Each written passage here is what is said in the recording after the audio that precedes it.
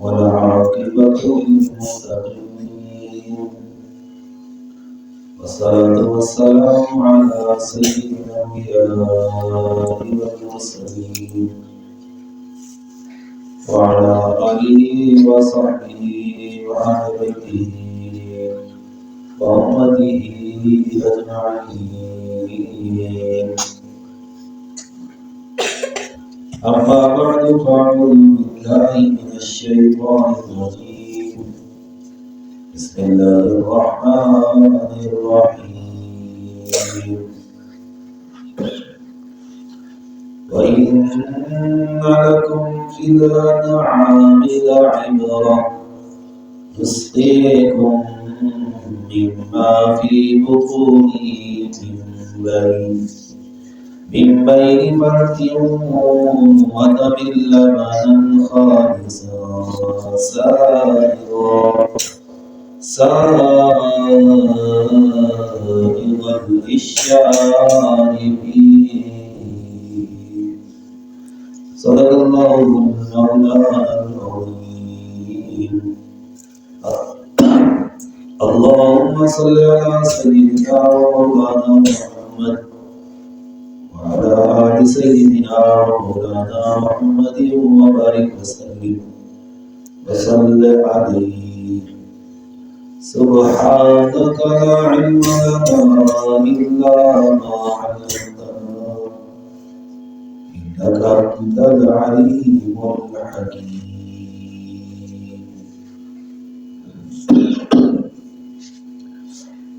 عزیز ساتھیوں اور عزیز طلباء، معزز سامعین، مرد و خواتین،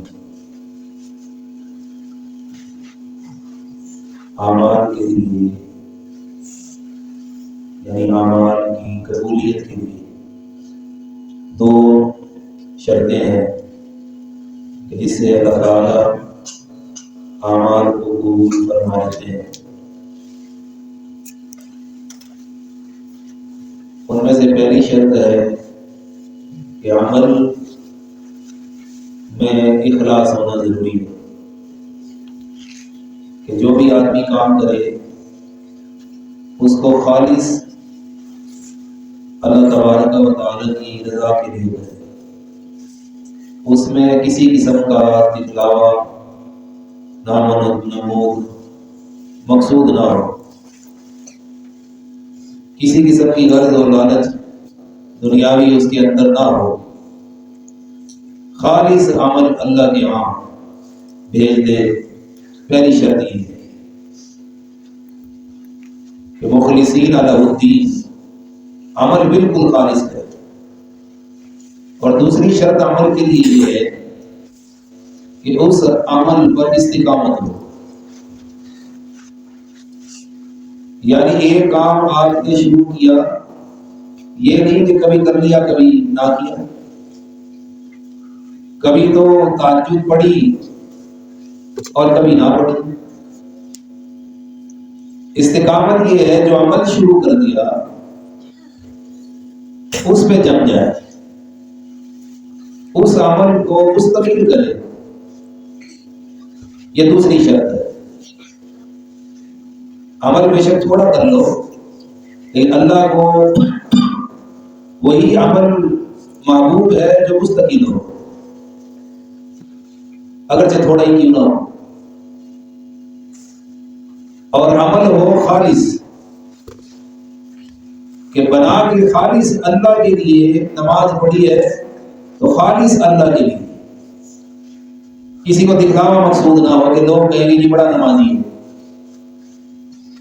کوئی صدقہ خیرات کیا تو اس نیت سے کرے کہ اللہ راضی ہو جائے، نہ کہ اس لیے کہ لوگ مجھے بڑا سخی کہیں گے،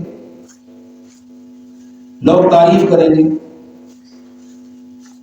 تو عمل کو خالص اللہ کے لیے کرنا، کسی قسم کا نام و نمود بیچ میں نہ ہو، شہرت کا ارادہ نہ ہو. اب آپ دیکھیں قرآن کریم میں اللہ تبارک و تعالی نے اپنی نعمتوں کو ذکر کرتے ہوئے ارشاد فرمایا کہ ہم نے تمہارے لیے یہ جانور پیدا کیے، ان کو دیکھ کر تم عبرت حاصل کرو۔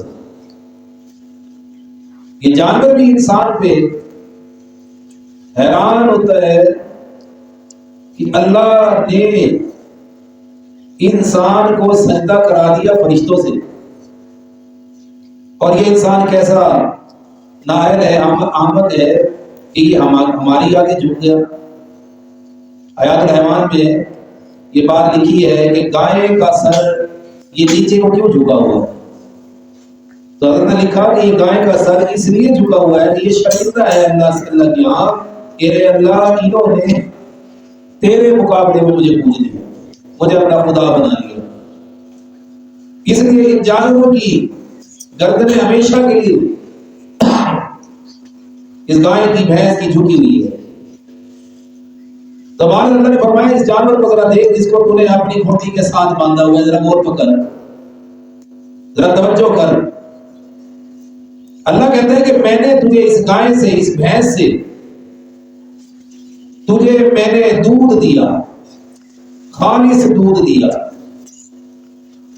اب دینے کی صورت آپ ذرا توجہ کریں کہ آپ نے گائے کو، بھینس کو آپ نے چارہ کھلا دیا، اب وہ چارہ چلا گیا میدا میں، اس میدے میں اللہ نے مشین فٹ کی ہوئی ہے، اس نے اس کو پیسا، پیسنے کے بعد جو اس کا فضلہ تھا، گند تھا، گوبر تھا، وہ نیچے رہ گیا، اور جو غذا تھی وہ اوپر آ گئی۔ غذا اوپر ہے، گوبر نیچے چلا گیا، میدے میں نیچے بیٹھ گیا۔ اب اس کے بعد اللہ نے اس کو منتقل کر دیا بالکل ہی ساتھ اس غذا کو جو اوپر ہے جگر کی طرف۔ اب جگر کے اندر بھی ایک مشین لگی ہوئی کہ یہ جگر میں جو مشین ہے اس کے اندر وہ اس غذا میں وہ مشین چلتی ہے، بعض کو وہ خون بنا دیتی ہے جس کو دل کی طرف منتقل کر دیتی ہے، وہ جگر خون منتقل کر رہا ہے دل کی طرف۔ اب خون نکل کے چلا گیا دل کی طرف، گوبر وہاں میدے میں رہ گیا۔ اب اللہ نے یہاں سے خون علیحدہ کر کے خالص سفید دودھ وہ تھنوں کی طرف منتقل کر دیا۔ اب دودھ تھنوں کی طرف چلا گیا۔ اب دو غلاظتیں ہیں، خون بھی غلاظت ہے اور گوبر بھی غلاظت ہے۔ خون کا رنگ لال ہے اور اس کا گدلا، گوبر کا رنگ گدلا ہے۔ اللہ نے اس خون اور گوبر کے درمیان میں سے خالص دودھ نکالا۔ اللہ نے فرمایا میرے بندے ذرا غور کر، میں نے تیری طبیعت کو دیکھ کر کہ اس کے اندر اس کی طبیعت ایسی ہے کہ اگر ایک قطرہ بھی خون کا مل گیا یہ دودھ نہیں پیے گا، اسے دودھ کو بھی نہیں لگانا، اس کی طبیعت جو ایسی ہے۔ اللہ فرماتا ہے بندے تیری طبیعت کا مجھے پتا تھا، اس لیے میں نے گوبر کا ایک ذرہ بھی تیرے دودھ میں نہیں آنے دیا، تجھے خالص دودھ میں نے دیا تیری طبیعت کو دیکھ کر۔ اللہ فرماتا ہے میرے بندے جب میں نے تیری طبیعت کا خیال کیا تو میری طبیعت کا خیال کیوں نہیں کرتا؟ جب ہم تیری طبیعت کا خیال رکھ کے تجھے خالص چیزیں دیتے ہیں تو تو بھی ہماری طبیعت کا خیال رکھ۔ اللہ کی طبیعت کا جیسے کہ تجھے خالص چیزیں چاہیے، مجھے بھی خالص عمل چاہیے۔ میرے پاس بھی جو ہے وہ صاف ستھرا عمل لے کے میرے پاس پہنچ، کسی قسم کا شرک کی ملاوٹ نہ ہو، کسی قسم کا ریا دکھلاوا عمل میں نہ ہو۔ جیسے تجھے چاہیے خالص چیز، مجھے بھی خالص عمل چاہیے۔ اس لیے کر رہا ہوں کہ عمل کے قبول ہونے کے لیے اللہ تبارک و تعالیٰ اخلاص مانگتے ہیں۔ اخلاص کے ساتھ عمل کرو تو قبول ہے، کسی قسم کا شرک اس عمل کے ساتھ نہ جڑے کہ اللہ کے غیر کو اس کے ساتھ شریک کر دے۔ سجدہ عبادت ہے، لیکن اگر عبادت اللہ کے علاوہ کسی اور کو کر دیا، تعظیم عظمت یہ اللہ کی شان ہے کہ اللہ کی عظمت کی جائے کہ آپ اس کے سامنے اپنا سر ٹیک دے، لیکن یہ عظمت کسی اور کو دے دے، کسی بزرگ کو دے دے، کسی ولی کو دے دے تو یہ شرک ہو گیا۔ جتنی عظمت اللہ کو دینی چاہیے اتنی عظمت دینی اس نے کسی بزرگ کو، کسی ولی کو، کسی نبی کو، تو آدمی مشرک ہو گیا۔ تو بہرحال خالص عمل اللہ کو چاہیے۔ نمبر 2 عمل میں نے عرض کیا تھا استقامت ہونی چاہیے۔ استقامت اللہ کو مطلوب ہے۔ عمل جب آدمی کرے تو اس میں دوام ہونا چاہیے۔ یہ نہیں کہ کبھی عمل کر لیا، کبھی قرآن پڑھا کبھی نہ پڑھا، کبھی نماز پڑھ لی کبھی نہ پڑھی، کبھی نوافل پڑھ لیے کبھی نہیں پڑھے، کبھی تہجد میں اٹھ گئے نوافل پڑھ لیے کبھی چھوڑ دیے۔ اللہ کو چاہیے ایسا عمل جو مستقل ہو۔ یہ اللہ کیا مطلوب ہے؟ بے شک آپ تھوڑے کریں، 2 نفل پڑھیں لیکن باقاعدگی سے پڑھو، ذکر کرو آپ باقاعدگی سے کرو، قرآن پڑھو باقاعدگی، بے شک 3 آیتیں کیوں نہ پڑھو لیکن اس کو باقاعدگی سے روزانہ پڑھتے رہو، درمیان میں وقفہ نہ آنے دو۔ حضرت استقامت میں آپ کو ایک واقعہ سناتا چلوں۔ حضرت امام احمد بن حنبل رحمۃ اللہ علیہ بہت بڑے اللہ والے، بڑے فقیہ ہیں، 4 بڑے بڑے فقیہ گزرے، امام اعظم ابو حنیفہ، امام مالک رحمۃ اللہ علیہ، امام شافعی رحمۃ اللہ علیہ، اور ایک گزرے ہیں امام احمد بن حنبل۔ 80,000 حدیثوں کے حافظ ہیں، قرآن کے حافظ 80,000 حدیثیں بھی نہ لکھی ہیں۔ تو اس زمانے میں حضرت کے دور میں ایک فتنہ اٹھا، فتنہ، اور فتنہ ایک ایسی چیز ہے، حضرت عمر رضی اللہ تعالیٰ کا فرمایا کرتے ہیں کہ فتنہ ایک میٹھی چیز ہے کہ آدمی اس کو بڑا اچھا سمجھ رہا ہوتا ہے اور اس کو میٹھا سمجھ کے اس کو نگلنا کھانا شروع کرتا ہے، یہاں تک کہ بندہ ہلاک ہو جاتا ہے۔ تو فتنہ اٹھا اس زمانے میں قرآن کریم کے بارے میں، جیسے اللہ کی ذات ہمیشہ سے ہے ہمیشہ رہے گی، تو کیا قرآن پاک بھی ہمیشہ سے ہے ہمیشہ ہی رہے گا؟ یہ مسئلہ اٹھا اس زمانے کے اندر کہ قرآن کریم جو اللہ کی کتاب ہے یہ مخلوق ہے، یہ مخلوق نہیں۔ جیسے کہ یہ مسجد بعد میں بنی، یہ مخلوق ہے، آسمان بنا یہ مخلوق ہے، ایسے ہی جو ہے دنیا کی چیزیں آپ دیکھ رہی ہیں یہ سارے کے سارے کیا ہے؟ مخلوق ہے، بعد میں بنی ہے۔ تو کیا قرآن کریم بھی ایسے ہی ہے؟ یہ مسئلہ چھڑ گیا۔ تو امام اب مسئلہ جب پریشانی ہوتی ہے تو لوگ علماء کے پاس جاتے ہیں، ان سے جا کے مسئلے کا حل پوچھتے ہیں کہ حضرت مسئلے کا حل بتاؤ، اس کا کیا حل ہے؟ تو اس زمانے میں اس وقت میں حضرت امام احمد بن حنبل رحمۃ اللہ علیہ اس وقت موجود ہیں۔ لوگ حضرت کے پاس مسئلہ پوچھنے گئے تو حضرت نے فرمایا کہ قرآن مخلوق نہیں، یہ اللہ کی صفت ہے۔ جیسے اللہ ہمیشہ سے ہے اس کا کلام بھی ہمیشہ سے ہے، جیسے اللہ ہمیشہ رہیں گے اس کا کلام بھی ہمیشہ ہی رہے گا، یہ کبھی ختم نہیں ہوگا۔ ہاں ایسا ہوگا قرب قیامت میں، جب قیامت برپا ہونے لگے گی، قیامت آئے گی، اس سے پہلے اللہ تعالیٰ نے اس قرآن کو اٹھا دینا ہے۔ یہ جو ہماری الماریوں میں کمروں ہمارے جو ہے ہم نے اپنے الماریوں کے اندر سجا کے رکھا ہوا ہے، لوگ اٹھیں گے، اٹھنے کے بعد کہیں جو آج قرآن دیکھتے ہیں، جب قرآن کو کھولیں گے تو بالکل جیسے بھی الفاظ لکھے ہوئے ہیں یہ الفاظ نہیں ہوں گے، بلکہ بالکل سفید کاغذ ہوگا۔ اللہ اس کو اٹھا لیں، ایسے ہی کعبۃ اللہ اللہ کا گھر ہے، اس کو بھی اللہ تعالیٰ ایسے ہی آسمان کو اٹھا لیں۔ لوگ رات کو طواف کر کے گھر جائیں گے، سوئیں گے، صبح کو آ کے دیکھیں گے کہ کعبۃ اللہ کہاں ہے، کعبۃ اللہ ہو گئی۔ اللہ اپنے گھر کو آسمانوں میں اٹھا لے۔ لوگ کہیں گے کہ بھی ہم کی راستہ تو نہیں بھول گئے، شاید راستہ بھٹک گئے ہوں، کوئی اور راستے سے آئے ہوں، دیکھا مقام ابراہیم قریب ہے، فرمایا یہی تو جگہ ہے، لیکن اللہ کا گھر گیا تو کیا کام؟ تو لوگ کہیں گے کہ اللہ نے اس کو اپنے پاس اٹھا لیا اور وہاں پر امام جو ہے نماز پڑھائے گا، لوگ پیچھے نماز پڑھیں گے لیکن بغیر کعبے کی نماز پڑھیں گے۔ اب تو ہم کعبے کی طرف مڑ کے نماز پڑھتے ہیں، اس وقت میں کعبہ ہی نہیں ہوگا۔ اینما تولوا فثم وجہ اللہ، اس آیت پہ عمل کرتے ہوئے کہ جہاں بھی منہ کر لو اللہ کو تم پاؤ گے۔ ہر جگہ اللہ موجود ہے، زمین میں، آسمان میں، دائیں بائیں، جدھر بھی منہ کرو اللہ موجود ہے، ہر جگہ اللہ موجود ہے۔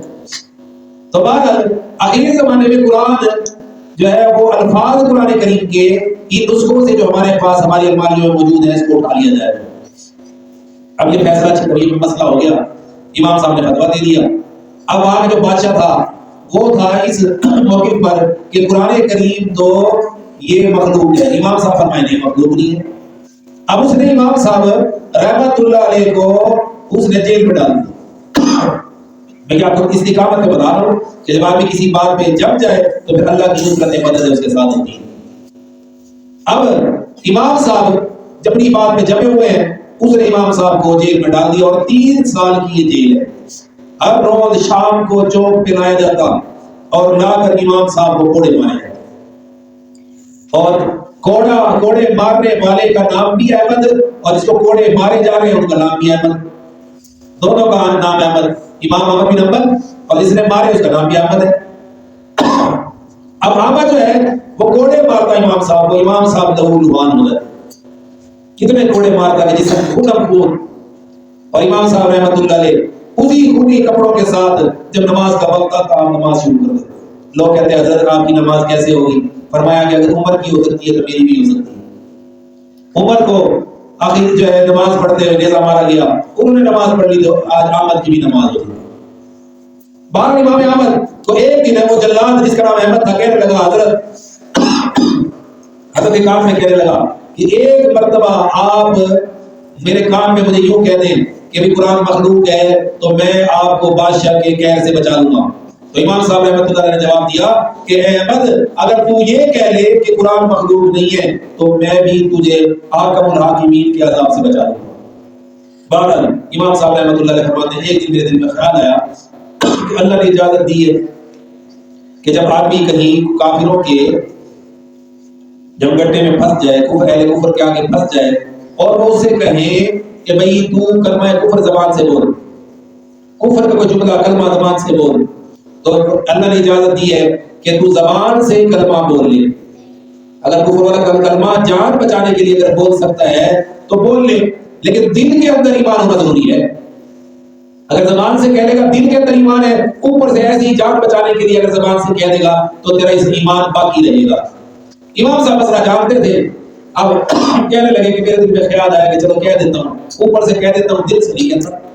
دل میں وہی بات ہے کہ میں ابھی سوچ ہی رہا تھا کہ ابو الحسن نامی ڈاکو ایک بہت بڑا ڈاکو ہے جو حکومت کو یعنی بادشاہ کا مطلوب رہتا تھا، جہاں ڈاکے ڈلتے تھے یہ ڈالتا تھا. ابو الحسن وہ تھوڑا تھوڑا آیا اور آگے کہنے لگا امام صاحب کہ میں ہوں ڈاکو، جتنے بھی ڈاکے ڈلتے ہیں اس میں میرا ہاتھ ہوتا ہے اور میں پکڑا بھی جاتا ہوں. یہ پولیس والے جلاد مجھے مار رہا ہے، یہ مجھے بھی کھوڑے مارتا ہے، لیکن اس کے کھوڑے کھانے سے میں نے کبھی بھی توبہ نہیں کی. میں اپنی بات پہ جمع رہا ہوں، ڈٹا رہا ہوں. جب بھی میں جیل سے چھوٹتا تھا اس کے بعد چھوٹتے ہی میں چوری پہ جاتا ہوں، ڈاکے پہ جاتا ہوں. کیا اس سے بڑا ڈاکہ ڈالوں؟ کہنے لگا امام صاحب دیکھیں کہ میں ایک غلط کام پہ جمع ہوا ہوں اور میں نہیں گھبرایا، تو آپ تو حق میں آپ کیسے گھبرا سکتے ہیں؟ آپ نے کبھی گھبرانا نہیں ہے، اپنی اس بات پہ جمے رہو. امام صاحب رحمۃ اللہ علیہ اپنی بات پر جم گئے، ڈٹ گئے. آخر کار امام صاحب جو ہے اللہ کے پاس پہنچے، اللہ کے حضور پہنچے. وفات سے پہلے جب ان کی وفات کا وقت قریب آیا تو یہ احمد جس نے ان کو کوڑے مارے تھے یہ حضرت کے گھر پہنچ گئے اور آگے کہنے لگا کہ حضرت مجھے آج معاف کر دیں. امام صاحب رحمۃ اللہ علیہ سے معافی مانگنے کے لیے دروازہ کھٹکھٹایا. اندر سے امام صاحب کے بیٹے عامر کیا کرنے آئے؟ انہوں نے کہا جی ابا سے ملنا ہے، مجھے پتہ چلا کہ وہ بیمار ہیں، ان کا آخری وقت چل رہا ہے، میں نے ان سے ملنا ہے. امام صاحب نے آواز سنی، پوچھا کون ہے؟ جی احمد ہے. کہا آنے دو. ابھی کیسے آئے ہو؟ کہتے جی میں معافی مانگنے آیا کہ میں نے آپ کو 3 سال بڑے کوڑے مارے، بڑی تکلیف دی آپ کو. اگر ہمارے جیسا ہوتا تو اس کا منہ اس کا چہرہ بھی نہ دیکھتا، وہ تو کھڑے کھڑے گھر سے نکال دیتا کہ تم نے مجھے اتنا ستایا، اتنی تکلیف پہنچائی ہے اور تو اپنے سے معافی مانگنے آ گئے. لیکن امام صاحب رحمۃ اللہ علیہ فرمانے لگے کہا کہ میں نے تجھے معاف کر دیا، میں نے درگزر کر دیا. اور جو تو مجھے کوڑے مارا کرتا تھا، جب تو کوڑے مار کے ہٹتا میں اسی وقت نیت کر لیتا کہ میں نے تجھے معاف کر دیا. تو اگلا کوڑا مارتا، جب تو اس کوڑے کو میرے سے جسم سے علیحدہ کرتا میں نے اسی وقت تجھے معاف کر دیا ہوتا تھا. جا میں نے معاف کر دیا. بیٹا کہنے لگا ابا جان یہ کیا بات ہوئی؟ اس نے 3 سال تک آپ کو مارا ہے، تکلیفیں پہنچائی ہیں اور آپ نے یکدم اسے معاف کر دیا.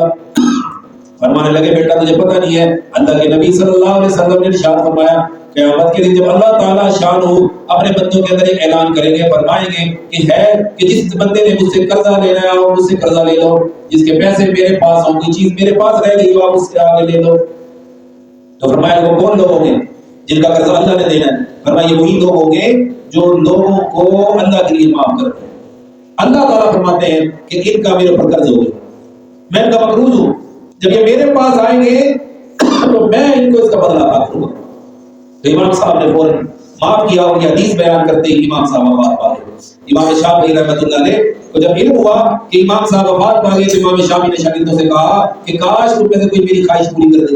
شاگردوں نے پوچھا جی کیا خواہش ہے؟ انہوں نے کہا جاؤ میرے استاد احمد بن حنبل کو شہید کر دیا گیا، جن کپڑوں میں کوڑے مارے جاتے تھے وہ کپڑے میرے پاس لا کے دے دو، میں اس کو دھو کر اس میں پانی پینا چاہتا ہوں. کہ جو عظمت اور شان اللہ نے امام احمد بن حنبل رحمۃ اللہ علیہ کو عطا فرمائی ہے کہ جان دے دی لیکن استقامت کو نہیں چھوڑا. جس بات پر ڈٹے ہیں جان چلی گئی ہے اور جسم کے اوپر جو ہے نا ادھیڑ کے رکھ دیا ظالموں نے، مار مار کے بری حالت کر دی، 3 سال کی قید اندھیرے کے اندر ان کو رکھا گیا، لیکن استقامت کو ہاتھ سے جانے نہیں دیا۔ اور یہی اللہ کے یہاں مطلوب ہے۔ آج امام احمد بن حنبل رحمۃ اللہ علیہ کا نام، اس بادشاہ کا نام کوئی نہیں جانتا، لیکن امام صاحب کا نام الحمدللہ پوری دنیا میں زندہ ہے۔ تو اس لیے میں کہہ رہا ہوں عمل کے لیے 2 چیزیں ضروری ہے، ایک عمل خالص اللہ کے لیے ہو، کسی قسم کا شرک اس کے ساتھ اندر ملوث نہ ہو، دکھلاوا نہ ہو، ریا نہ ہو، اس سے عمل پاک ہونا چاہیے۔ نمبر 2 عمل میں استقامت ہونی چاہیے کہ آپ جو کام بھی کرے اس کو مستقل کرے اور کرتے ہی رہے، موت تک اس کو نبھائے، موت تک نبھائے۔ جو کام میں نے اسٹارٹ شروع کی تو موت تک میں نے پڑھ دی ہے، چھوڑ دی ہے، اللہ کبھی بیمار ہو جائے گی، تکلیف پریشانی ہو جائے۔ تو اس لیے جو عمل بھی ہم شروع کریں بے شک تھوڑا کریں لیکن اس کو مستقل کریں۔ اللہ تعالیٰ شان ہم سب کو جو ہے عمل کرنے کی توفیق دے۔ اللہ